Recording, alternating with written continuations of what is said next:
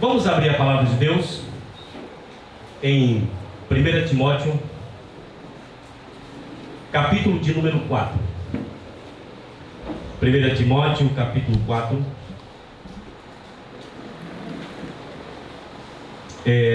Como os irmãos sabem, o tema do acampamento esse ano, o tema geral é crescimento da igreja e seus desafios atuais. Domingo à noite eu falei, ontem à noite, crescimento da igreja no mundo midiático. Uma palavra estranha que eu tentei traduzir, mas depois eu soube que alguns não entenderam. Fiquei muito frustrado, mas tudo bem, eu tentei pelo menos. E nós trabalhamos ali a questão do sentimento de ciúmes por parte dos discípulos de João Batista, quando tomaram conhecimento do crescimento do ministério de Jesus, que parecia que esse crescimento estava em competição com João Batista. E nós tentamos trabalhar aqui a ideia de que esse mundo midiático ele tem esse potencial de fomentar, de estimular, muitas vezes no meio evangélico, o espírito de ciúmes e de competitividade entre líderes, entre ministérios e entre igrejas. E João Batista, na resposta que ele deu aos seus discípulos, ele nos trouxe alguns princípios que podem nos ajudar a lidar, a vencer esse espírito de competitividade, de ciúmes e de disputas que o mundo midiático pode proporcionar. E nós trabalhamos aqui que é necessário ter consciência de que Deus é a fonte e o doador dos dons e dos ministérios. João Batista disse para os seus discípulos: o homem não pode receber coisa alguma se do céu não lhe for dado. Depois nós trabalhamos a questão de que é necessário ter consciência da nossa identidade em Deus. João Batista deixou claro para os seus discípulos que ele já tinha falado: eu não sou o Cristo, eu sou apenas o precursor. Eu não sou Elias, eu não sou o profeta, eu não sou o Cristo, eu sou apenas a voz que clama. Então João tinha consciência da sua identidade em Deus. E quando existe consciência da nossa identidade em Deus, de que Deus dá dons, ministérios, funções, papéis distintos do seu reino, isso quer dizer que não há espaço para competição. E o terceiro que nós trabalhamos é que é necessário sair de cena para que o Senhor esteja em evidência.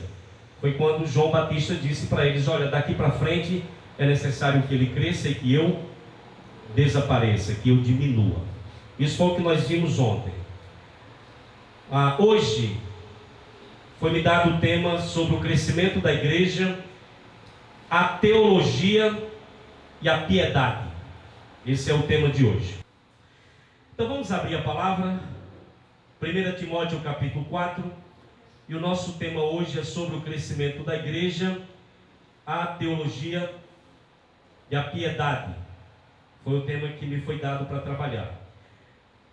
Eu, quando estava preparando e meditando esses dias nessa mensagem, eu pensei que antes de pregar, eu precisaria, como eu fiz ontem, tentar explicar a palavra midiático, que era uma palavra realmente difícil.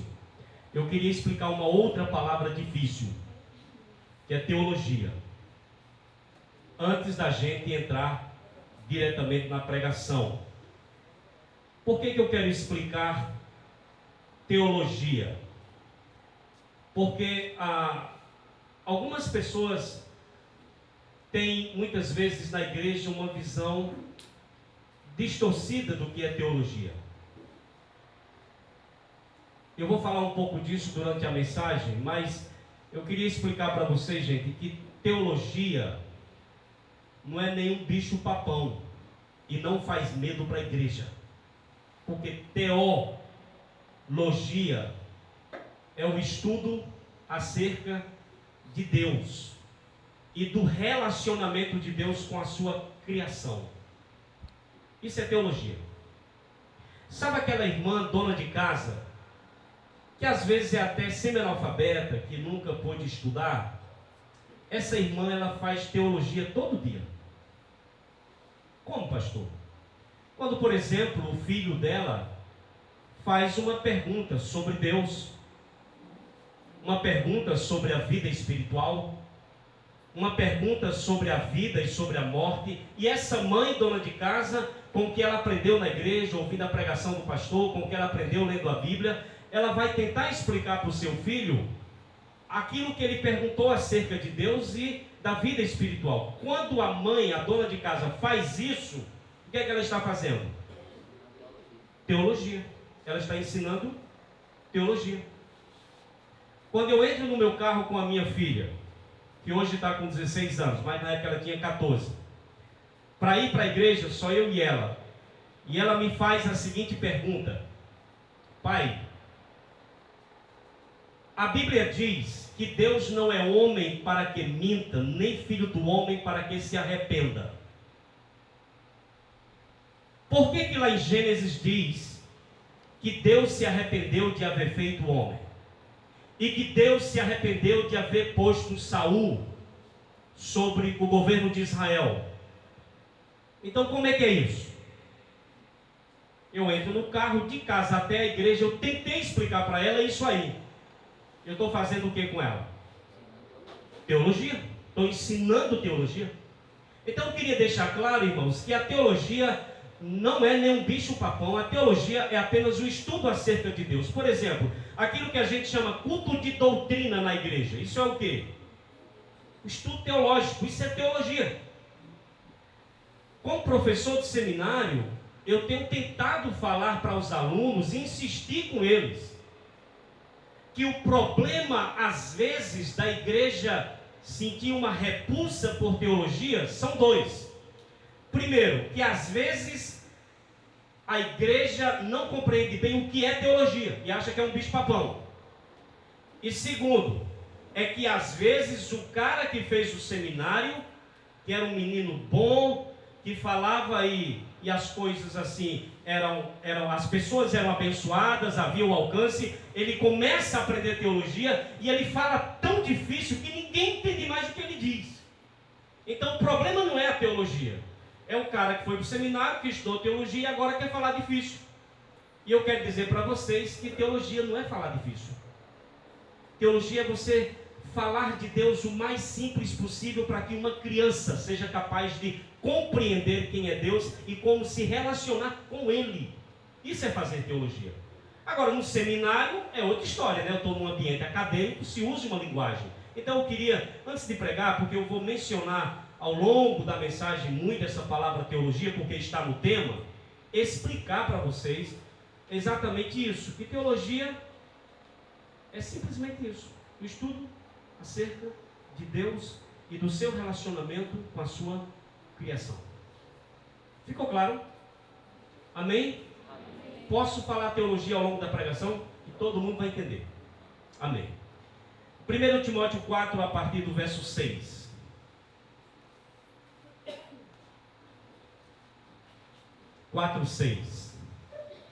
Expondo estas coisas aos irmãos, serás bom ministro de Cristo Jesus, alimentado com as palavras da fé e da boa doutrina que tem seguido.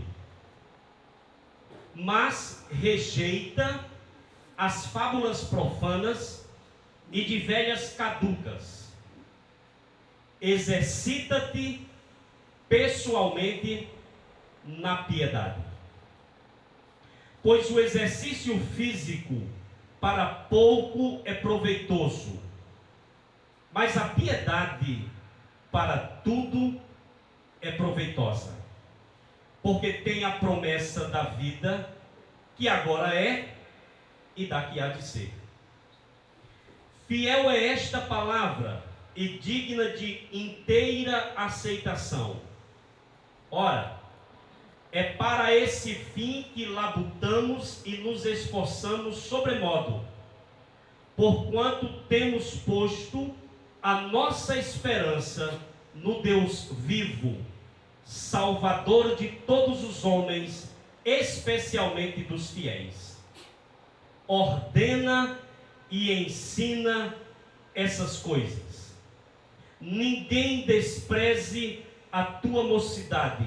Pelo contrário, torna-te padrão dos fiéis na palavra, no procedimento, no amor, na fé e na pureza. Até a minha chegada, aplica-te à leitura, à exortação e ao ensino. Não te faças negligente para com o dom que há em ti, o qual te foi concedido mediante profecia, com a imposição das mãos do presbitério. Medita estas coisas, e nelas sê diligente, para que o teu progresso a todos seja manifesto. Tem cuidado de ti mesmo e da doutrina. Continua nesses deveres, porque fazendo isso, fazendo assim, salvarás tanto a ti mesmo como aos teus ouvintes. Amém? Deixa esse texto aberto e nós vamos daqui a pouquinho voltar nele para falar algumas coisas aqui. Então, irmãos, como eu disse, o nosso tema ele vai pegar basicamente 3 focos. O primeiro foco tem a ver com o crescimento da igreja, que é o tema geral do acampamento. O outro foco é a teologia e o outro foco é a piedade. Então eu queria começar dizendo que quando nós falamos em crescimento da igreja, nós precisamos pensar basicamente em 2 tipos. A gente precisa pensar num crescimento que é chamado crescimento qualitativo. É quando uma igreja ela experimenta um crescimento em qualidade. O que é um crescimento em qualidade? O crescimento em qualidade tem a ver com a vida e com os relacionamentos saudáveis. O crescimento em qualidade tem a ver com maturidade espiritual. O crescimento em qualidade tem a ver com espiritualidade saudável. Tem a ver com vida santa, tem a ver com conduta santa. O crescimento em qualidade tem a ver com amor e com comunhão. O crescimento em qualidade tem a ver com ensino e pregação bíblica consistente. Igreja que não tem isso, ela não cresce em qualidade. Mas existe o outro lado do crescimento, que normalmente é o que as pessoas dizem: tal igreja está crescendo muito, tal ministério está crescendo muito, que tem a ver com o crescimento quantitativo. Ou seja, na visão do crescimento quantitativo, a igreja cresce no que diz respeito ao aumento da membresia da igreja. Tem a ver com quantas pessoas se converteram, quantas pessoas foram batizadas e quantas pessoas foram recebidas no seu rol de membros.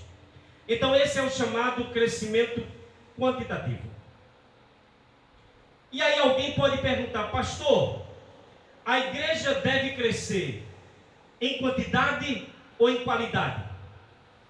Irmãos, o crescimento saudável da igreja ocorre, crescimento saudável ocorre quando a igreja cresce em quantidade e em qualidade. O crescimento quantitativo sem qualidade e o crescimento qualitativo sem quantidade é um crescimento desequilibrado, é um crescimento doentio. Por exemplo, uma igreja que cresce em quantidade, mas ela não cresce em qualidade, nós dizemos que ela está inchando, Então é um inchaço. Mas uma igreja que diz que está crescendo em qualidade, na doutrina, no ensino, na comunhão, ela cresce em qualidade, mas ela não cresce em quantidade, ela não sofre de inchaço, ela sofre de inanição, ela sofre de esterilidade. Inanição e esterilidade não combina com o organismo vivo chamado igreja. Irmãos, não venham com essa história de que aqui a igreja não cresce muito em números, mas a comida é boa e a qualidade aqui é boa. Não. Se a qualidade é boa, se a comida é boa, pode ter certeza, corpo de Cristo é organismo vivo. E esse organismo vivo, ele vai crescer em qualidade e ele vai crescer em quantidade. Isso é crescimento saudável. De maneira que um tipo de crescimento não é preferível ao outro. Ou um tipo de crescimento não anula o outro. Crescimento em qualidade, crescimento em quantidade, simultaneamente, caracteriza, irmãos, exatamente o que nós estamos chamando aqui de crescimento saudável da igreja. E de acordo com o nosso tema, dois elementos são essenciais, fundamentais, para que uma igreja cresça em quantidade e em qualidade. Quais são os dois elementos que já estão no próprio tema? Os dois elementos necessários para a igreja crescer em quantidade e em qualidade chama-se teologia e piedade. Chama-se boa e saudável teologia bíblica, ensino bíblico correto e consistente. Igreja, como nós vamos ver, que não tem uma boa teologia bíblica, que não tem ensino bíblico saudável e consistente, ela é uma igreja instável. Os seus membros são instáveis. Não pode dar um vento que eles vão embora. Mas por outro lado, uma igreja que tem uma boa teologia, que tem uma doutrina correta e saudável, e não preza, não prima por uma vida piedosa, também é um crescimento doentio. Por isso, com base nesse texto de Timóteo, nós vamos pensar aqui sobre esse tema. Eu só queria informar, antes de entrar diretamente no primeiro ponto, que Timóteo, que recebeu esta carta de Paulo, ele está como pastor de uma igreja, a principal igreja da Ásia, chamada igreja de Éfeso. E Paulo coloca Timóteo ali, com uma missão. Mas a primeira coisa que eu quero destacar, primeiro ponto aqui, dentro desse tema, é que crescimento saudável da igreja, irmãos, requer teologia bíblica correta e saudável. Abra aí o texto, por favor, já deve estar aberto. No capítulo 1, versículo de número 3. Primeira coisa que eu quero destacar aqui é por que Paulo havia deixado Timóteo na cidade de Éfeso. Capítulo 1, versículo de número 3. Paulo diz: quando eu estava de viagem rumo da Macedônia, te roguei que permanecesses ainda em Éfeso. Para que mesmo, irmãos? Para admoestares a certas pessoas, a fim de que não ensinem outra doutrina. A fim de que não ensinem doutrina diferente. Então, qual foi a principal missão do apóstolo Paulo ao deixar Timóteo em Éfeso, irmãos?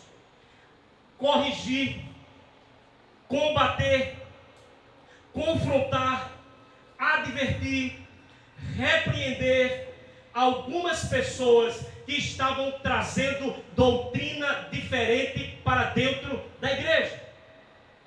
E aqui eu queria abrir um parêntese.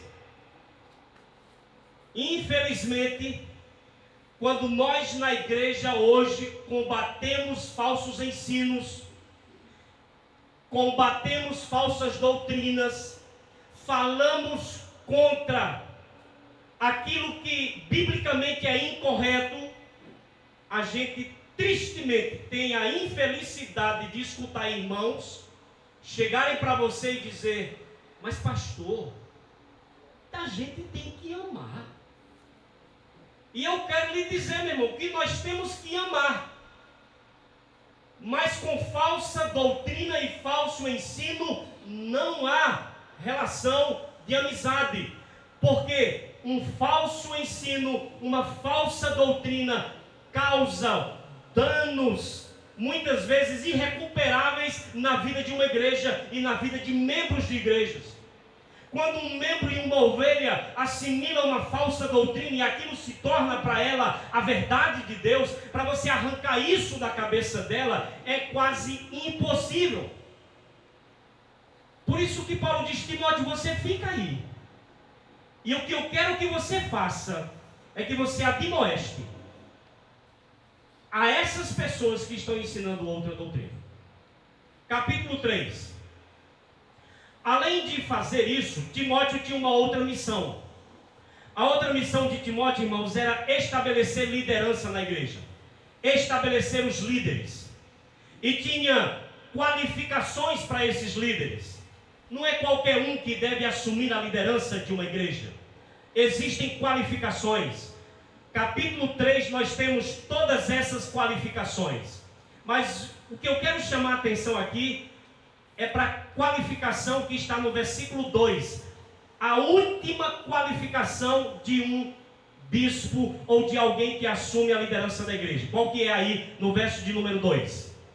Ele tem que ser o quê? Apto. Para quê? Ensinar. Então não vem com essa história que não precisa disso. Paulo diz para Timóteo: quando você for estabelecer os líderes da igreja, ele tem que estar capaz e habilitado para ensinar a igreja. Capítulo 5. No capítulo 5 de 1 Timóteo, no versículo de número 17, Paulo vai falar aqui que alguns presbíteros ou líderes de igreja, eles precisam ser tratados com dignidade redobrada, com dupla honra, com duplos honorários. Acharam aí o verso 17? Mas ele diz especialmente, tem um grupo aí que especialmente esse grupo de presbítero precisa ser tratado com dobrada honra. Quais são eles? No verso 17: especialmente os que se afadigam na palavra e no ensino. Ora, por que tamanha exigência do apóstolo Paulo para pessoas que Timóteo deveria estabelecer como líderes da igreja? Por que tamanha exigência?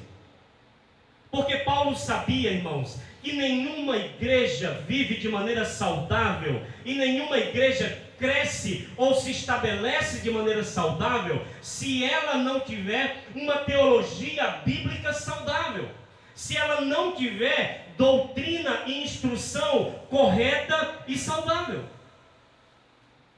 Por isso que eu fico também preocupado quando não se dá a devida ênfase a isso, que é uma das coisas que Paulo mais enfatiza em suas epístolas, em suas cartas pastorais. Se você for ler a carta que ele escreveu para Tito, é a mesma coisa, a mesma exigência. Preste atenção nisso aqui. Uma boa doutrina, uma boa teologia, ou uma ruim teologia bíblica, ou instrução, irmãos, afeta diretamente o relacionamento com Deus.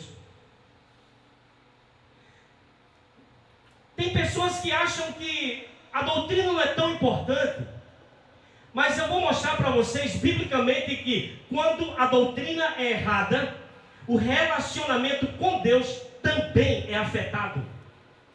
Por favor, Luiz Edmilson, abra para mim na carta aos Gálatas, capítulo de número 1. E os demais irmãos vão abrir em 1 Coríntios, capítulo de número 15. 1 Coríntios, capítulo de número 15. Eu quero mostrar para os irmãos o quanto é importante uma igreja ter uma boa doutrina, porque se a doutrina não for boa e não for correta, isso afeta o relacionamento com Deus. Luiz Edmilson, por favor, se coloque de pé e leia Gálatas capítulo 1, versículo de número 6. Admira-me que estejais passando tão depressa daquele que vos chamou da graça de Cristo para outro evangelho. Qual era a admiração de Paulo? Era porque a igreja estava apenas trocando de doutrina, porque Paulo ensinou o evangelho da graça. Os judaizantes ensinaram o evangelho legalista. Paulo ensinou o evangelho de que o homem é salvo pela graça mediante a fé. Os judaizantes chegaram e disseram: além da fé, precisa da circuncisão e da lei de Moisés. Isso era doutrina errada. Mas o que é que Paulo diz mesmo? Admira-me que tão depressa vocês estejam passando de quê? Daquele que vos chamou na graça. Ele não está dizendo do evangelho da graça, não, mas daquele que vos chamou na graça. Quem foi que nos chamou na graça? Foi Deus em Cristo.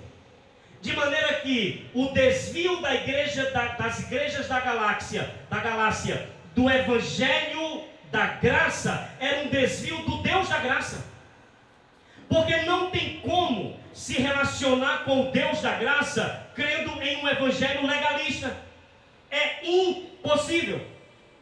Se o seu evangelho é legalista, o seu Deus é legalista. Mas se o seu evangelho é o evangelho da graça, você vai se relacionar com Deus que é gracioso. Então não é uma questão apenas de ponto doutrinário, é uma questão que tem implicações na vida espiritual e no relacionamento com Deus. Capítulo 15 de 1 Coríntios, por favor. No versículo de número 12, Paulo vai falar do que estava acontecendo na igreja de Corinto.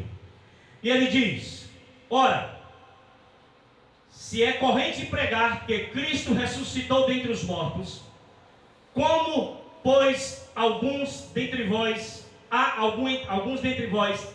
que não há ressurreição de quê? De mortos. Não feche não. Veja o que é que Paulo está dizendo. Ora, se nós ensinamos para vocês na igreja que Cristo ressuscitou dos mortos, é a doutrina da ressurreição. Como é que alguns no meio de vocês estão dizendo que não há o quê? Ressurreição de mortos. Irmãos, negar a ressurreição dos mortos é negar um ponto doutrinário. Ou seja, você acredita que os mortos ressuscitam? Não acredito. Eu neguei o quê? Um ponto doutrinário. Agora veja o verso 13. Se não há ressurreição de mortos, consequência, Cristo não ressuscitou. Ponto doutrinário, mas essencial, porque se Cristo não ressuscitou, o nosso Salvador é morto. 14. Se Cristo não ressuscitou, a pregação é vã, e a fé é o quê? Vã. Verso 19. Se a nossa esperança em Cristo se limitar apenas a esta vida, somos os mais infelizes de todos os. Ou seja, se você negar um ponto doutrinário correto, você destrói a fé cristã. Por quê? Porque se você negar a ressurreição dos mortos, você nega a ressurreição de Cristo. Negar a ressurreição de Cristo, a pregação não valeu nada, a sua fé não valeu nada, e nós ainda permanecemos em nossos pecados. Então, meus queridos, não é uma pura questão de pontos doutrinários. O que eu quero dizer com isso é que algumas pessoas minimizam a importância da boa teologia para a vida da igreja. E existem algumas pessoas que ainda acham que a igreja nem precisa de teologia. E quer que eu piore a situação? Os mais espirituais da igreja ainda acham que a teologia faz mal para a igreja. Mas não é isso que nós vemos no texto. Meus irmãos, para um crescimento saudável da igreja, um crescimento equilibrado, teologia bíblica correta, instrução doutrinária correta e consistente, não pode ser descartada, nem o seu valor pode ser minimizado na vida da igreja. 1 Timóteo, pode voltar para lá, por favor, você nem deveria ter fechado, mas volte para lá. O que foi que Paulo disse para Timóteo no capítulo 4, no versículo de número 13, por favor? Ele diz: até a minha chegada, faça o que, Timóteo? Eu queria ouvir os irmãos. Faça o que, Timóteo? Aplica-te à leitura, à exortação e ao que? Ao ensino. Eu só queria esclarecer que quando ele diz aqui, aplica-te à leitura, ele não está falando de Timóteo ler a Bíblia em casa. Certo? Só para deixar isso claro. Paulo pede que Timóteo aplique-se a 3 coisas. A primeira, leitura pública em voz alta das Escrituras. Era o que era feito nas sinagogas. E a igreja copiou. Além da leitura pública, audível, o que ele deveria fazer? Aplica-te à exortação. Ou seja, explique, exponha e aplique a palavra ao coração das pessoas. E terceiro, aplica-te ao ensino. Timóteo, doutrina essa igreja. Timóteo, ensina essa igreja. Timóteo, coloca a teologia bíblica saudável na vida dessa igreja. Porque para ela crescer de maneira saudável, ela precisa ter uma teologia bíblica correta e saudável. Então eu queria que os irmãos entendessem que é impossível. Quando eu digo impossível, eu estou dizendo que realmente é impossível crescimento saudável da igreja sem uma teologia bíblica saudável e consistente. É impossível. Nós temos assistido, irmãos, um fenômeno no Brasil com relação ao crescimento numérico da igreja. Qual é esse fenômeno? O fenômeno é que nós estamos assistindo no Brasil igrejas cheias de pessoas vazias de Deus, desprovidas de maturidade espiritual. Nós temos assistido no Brasil esse fenômeno de igrejas cheias, mas igrejas interesseiras, igrejas apenas satisfeitas consigo mesmo, ou com pessoas que querem ter o seu ego massageado. Nós temos assistido no Brasil um fenômeno de igrejas cheias de pessoas instáveis, de pessoas inconstantes, de pessoas levadas de um lado para outro, sem firmeza doutrinária, incapazes de explicar a razão da sua fé. Mas está lá, a igreja está cheia. Igrejas cheias de pessoas ávidas pelas bênçãos de Deus, mas sem nenhum interesse pela verdade de Deus. Esse é um fenômeno no nosso país. Igrejas cheias de pessoas amantes de si mesmas, pessoas que não suportam mais a sã doutrina, pessoas que se cercaram de mestres segundo as suas próprias cobiças, e pessoas que sentem comichão no ouvido quando a verdade do Evangelho é proclamada. Esse é um fenômeno nesse país. Mas eu quero dizer para os irmãos que esse é um crescimento desequilibrado e doentio. Tem números, mas não tem qualidade.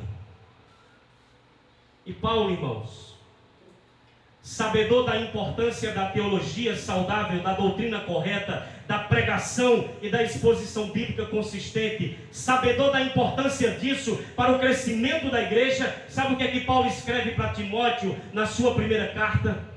Ele diz algo que John Stott, ele diz assim: ao ler isso, eu penso que Timóteo ficou estremecido.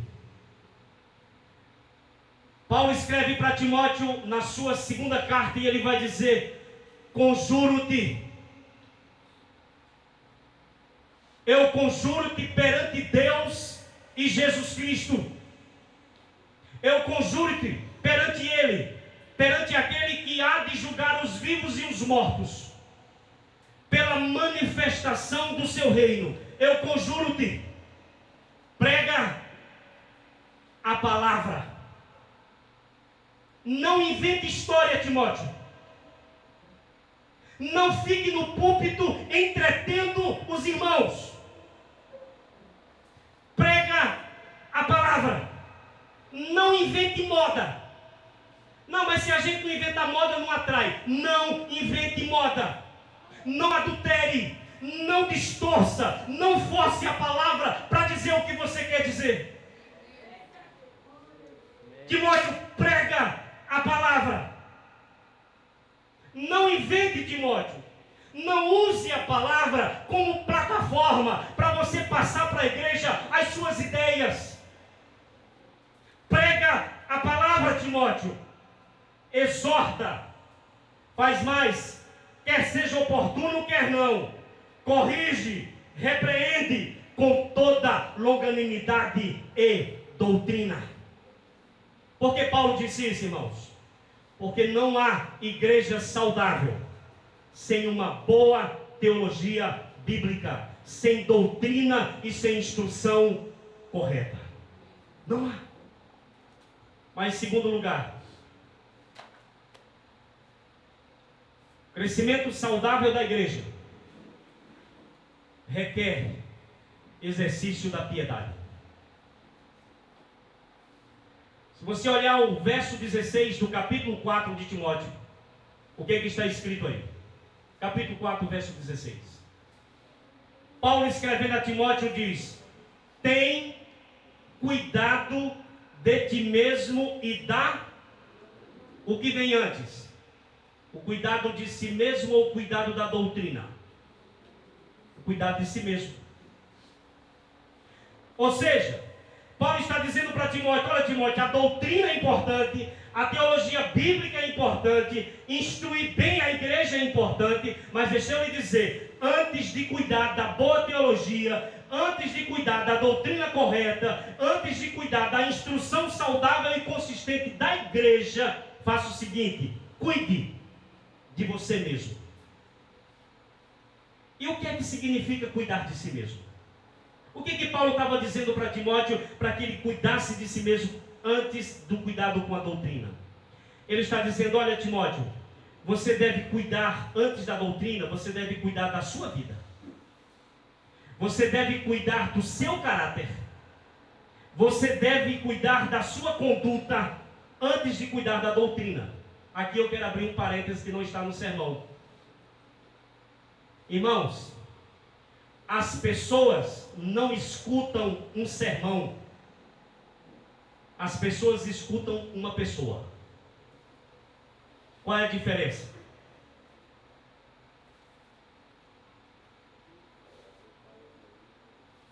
É que uma pessoa, irmãos, pode trazer um excelente sermão, mas se ele não tiver vida, eu sou incapaz de escutá-lo. Se ele não tiver conduta, se ele não tiver caráter, se primeiro ele não cuidou de si mesmo, não dá para ouvi-lo. Por quê? É como alguém já disse, que a tua vida e o teu comportamento, o teu procedimento, quem você é na sociedade, não me permite ouvir o que você está me ensinando. Então Paulo está dizendo: Timóteo, antes da doutrina, cuida de você mesmo. Timóteo, antes da doutrina, cuida do teu próprio coração. Timóteo, antes da doutrina, cuida da tua devoção pessoal. Antes da doutrina, cuida da tua fé interior. Versículo 7. No versículo de número 7 do capítulo 4, Paulo vai pedir para Timóteo: olha, Timóteo, exercita-te pessoalmente na piedade. Irmãos, Timóteo deveria dedicar-se à piedade. Segundo o apóstolo Paulo, ele deveria dedicar-se à piedade com o mesmo afinco, com o mesmo empenho que um atleta dedica-se ao seu esporte. Mas o que é a piedade? O que é uma vida piedosa. O sentido básico dessa palavra que Paulo usa aqui, piedade, quer dizer respeito, quer dizer reverência, especialmente aqui na relação com Deus. Piedade quer dizer, no sentido básico, reverência a Deus. Mas ele disse para Timóteo: exercita-te. A pergunta é: como devemos nos exercitar na piedade? Quais são as ginásticas espirituais que nós precisamos fazer para fortalecer essa vida e para evidenciar essa vida piedosa? É o básico, que sem ele nenhum cristão sobrevive. Exercitar-se na piedade é zelar, por exemplo, por uma vida de oração. Hoje isso foi falado por Jailda pela manhã, foi falado pelo pastor Helder, a importância da oração. Ninguém exercita vida piedosa sem vida de oração. Mas além da vida de oração, meditação e estudo da palavra. Mas além disso, serviço abnegado ao outro, renúncia, consagração, comunhão, tudo isso é o exercício da piedade. Desenvolver e cultivar relacionamento íntimo com Deus, isso é piedade. Mas não só. Desenvolver e cultivar relacionamentos saudáveis, baseados no amor com os nossos irmãos, isso é exercitar-se na piedade. Então, meus queridos, o crescimento saudável da igreja requer exercício de uma vida piedosa. De sorte que boa doutrina, bom ensino, teologia correta se torna estéril, se torna infrutífera, se torna improdutiva se não houver uma vida piedosa. Pastor João Vitor mencionou aqui na sua oração no sábado à noite uma igreja do Apocalipse. Os irmãos devem lembrar. Ele mencionou na sua oração a igreja de Éfeso. Quando você lê o capítulo 2 de Apocalipse, a partir do verso 1 até mais ou menos 7 ou 8, você vai ter a carta que Jesus enviou para a igreja de Éfeso. Se você prestar atenção, a igreja de Éfeso era uma igreja que havia se tornado modelo na doutrina. A igreja de Éfeso era uma igreja doutrinariamente saudável e zelosa pela boa doutrina.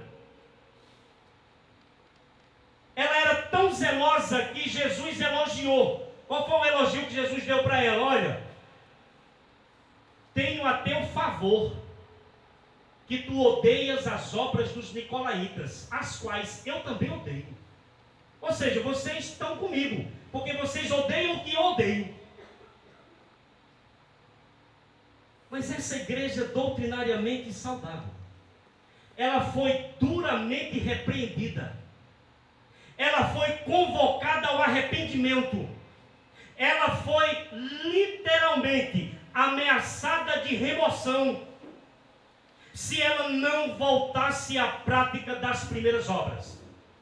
Se não fizer, eu vou remover o teu candeeiro. E o que essa igreja fez de tão ruim?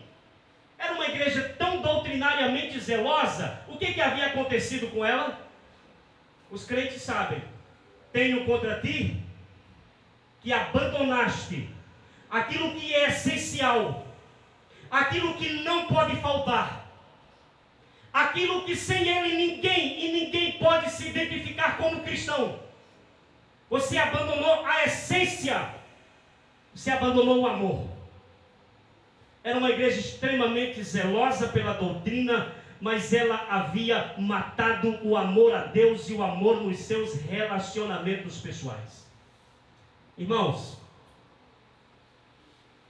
Jesus disse que o amor é a virtude que nos identifica como cristão. Às vezes eu fico pensando em algumas pessoas que dizem, não, mas o crente, se ele não andar com a Bíblia, Ele não é muito crente não, porque o que identifica que o cabo é crente é uma Bíblia. Não é, irmão. Não é. Não é nem se ele fala línguas e profetiza. Jesus disse: nisto conhecerão todos que sois meus discípulos. Se tiver o quê? Bíblia debaixo do braço? Frequentar uma igreja evangélica? Não. O que vai identificar você como meu discípulo, e todos vão saber que você é meu discípulo, é se vocês tiverem amor uns aos outros. O amor é algo tão importante que Paulo deixa claro na carta aos Coríntios que ele é superior a todos os dons espirituais. Paulo vai deixar claro na carta aos Coríntios que línguas e profecias sem amor é barulho, irritante e sem sentido. É isso que ele deixa claro. Ele deixa claro na carta aos Coríntios que sem amor você pode até entregar seu corpo para ser sacrificado por alguém, mas não vai ter valor nenhum. Por quê? Porque o amor, ele é superior aos dons espirituais. O que é que eu quero dizer com isso? Que vida piedosa, irmãos, que fique claro, vida piedosa diz respeito ao nosso relacionamento íntimo com Deus. Prestar atenção nisso para depois dizer que eu falei o contrário. Vida piedosa diz respeito a relacionamento íntimo com Deus. Agora, uma coisa é verdadeira: relacionamento autêntico e correto com Deus desemboca em relacionamento autêntico e correto com meu irmão. O que eu quero dizer com isso? Que não há vida piedosa sem relacionamentos saudáveis. Não há. Lá em Lucas capítulo 10, verso 27, para mim, tem um resumo de uma vida piedosa. Lá está escrito: amarás o Senhor teu Deus de todo o teu coração, de toda a tua alma, de todas as tuas forças e de todo o teu entendimento. Isso é vida piedosa. É a totalidade dela? O mandamento segue: e ao teu próximo como a ti mesmo. O que eu quero dizer com isso, irmãos, é que engana-se quem pensa que vida piedosa diz respeito exclusivamente a relacionamento vertical. Engana-se. Por quê? Porque vida piedosa, no conceito de Jesus de Nazaré, diz respeito a relacionamento vertical que desemboca em relacionamento na horizontal. Sem isso, não há vida piedosa. De maneira que crescimento saudável da igreja passa por essas duas vias: teologia bíblica correta e saudável, vida piedosa, que se reflete em um relacionamento íntimo com Deus, que desemboca em um relacionamento saudável com o meu irmão. Há uma igreja no Novo Testamento que, na minha opinião, resume bem o nosso tema. Aqui já é a conclusão. Qual é o nosso tema mesmo? Crescimento da igreja, a teologia e a piedade. Uma igreja só resume o tema. O que está escrito na Bíblia acerca dessa igreja? Acerca dessa igreja está escrito: e perseveravam na doutrina dos apóstolos, na comunhão, no partir do pão e nas orações. Não acabou não. doutrina dos apóstolos. Essa igreja não abria mão do ensino dos apóstolos, teologia bíblica correta. Mas não só isso, ela tinha entre os membros comunhão, e havia partilha de pão, e havia vida de oração. Mas aí segue: todos os que creram estavam juntos, e eles tinham tudo em comum. Diariamente perseveravam unânimes no templo, partiam pão de casa em casa, tomavam as suas refeições com alegria e com singeleza de coração, louvando a Deus, contando com a simpatia de todo o povo. Até aqui nós temos uma igreja com uma boa teologia e uma igreja piedosa. O que está faltando? O crescimento. Como é que o texto termina? Enquanto isso,